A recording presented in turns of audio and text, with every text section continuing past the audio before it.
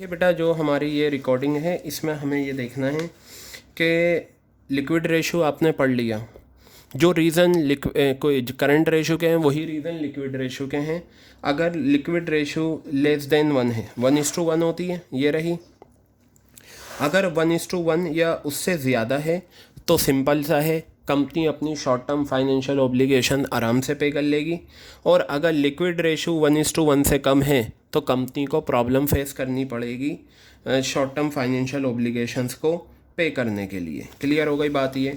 अब मैं आ जाता हूँ सॉल्वेंसी रेशोज़ में, जिसमें हमारा था डेट टू इक्विटी रेशो। सबसे पहले आप याद रखिएगा, डेट टू इक्विटी रेशो जो होती है डेट टू इक्विटी रेशो, इसकी जो आइडियल रेशो है बेटा वो क्या है, 2:1 है। ये आप याद रखिएगा।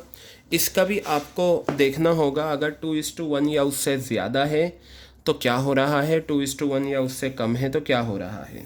तो देखिए यहाँ पर साफ साफ बताया है, यानी कि कहने का मतलब ये है जो रेशोज़ आपने निकाली हैं उनका बढ़ना और उनका घटना क्या इंडिकेट करता है ये आपको पता होना चाहिए। तो बताया high debt to equity ratio means enterprise जो है वो बहुत ज़्यादा डिपेंडेंट है बोरोइंग्स पे, यानी कि डिवेंचर्स पे, in comparison to share holder. ठीक है, इसका मतलब ये हो गया कि जो लेंडर्स हैं जिन्होंने उधार में पैसा दिया है, यानी कि बोरोइंग्स वाले, उनका रिस्क बढ़ जाता है और उनके जो होता है कवर, यानी कि उनके पैसे मिलने के चांसेस कम होते हैं। मतलब मैं आपको बताऊं, ये आपकी डेट टू इक्विटी रेशो है, ये आ गई। क्या होता है फॉर्मूला, डेट अपॉन इक्विटी, ये फॉर्मूला होता है। ठीक है, अब इसका मतलब आपकी जो standard debt to equity ratio है वो 2:1 है, ये आ गई। लेकिन अगर आपकी रेशो 2:1 या उससे ज़्यादा हो जाए, मतलब इससे ज़्यादा हो जाए, 3:1 आ जाए या 4:1 आ जाए, इसका मतलब पता है क्या होता है। इसका मतलब ये होता है कंपनी जो है डेट पर ज़्यादा डिपेंडेंट है।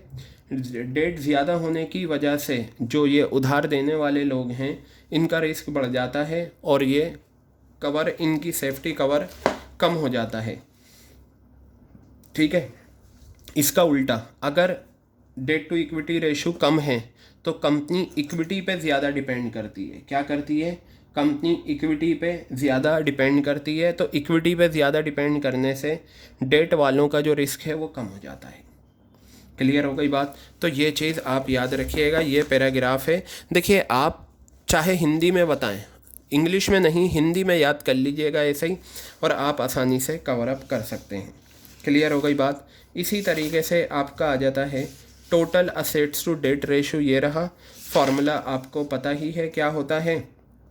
और बेटा ये जो आपकी आई है, इसकी जो आइडियल रेशो होती है total assets to debt ratio, total assets to debt ratio, इसकी जो आइडियल रेशो है वो आपकी है 1:1। क्लियर है। इन सबको आइडियल रेशोज़ को हम प्योर रेशोज़ भी बोलते हैं। ठीक है, प्योर रेशो है ये। अब देखिए सेम इसका भी वही एक्सप्लेनेशन है। A high means high safety cover for lenders to the business, यानी कि जिन लोगों ने बिज़नेस को पैसा दिया है उनका सेफ्टी कवर, उनका पैसा कहीं नहीं डूबेगा। और अगर ये रेशो कम हो जाए तो इसका मतलब जिन लोगों ने बिज़नेस को पैसा दिया है, ठीक है, उनका रिस्क बढ़ जाता है।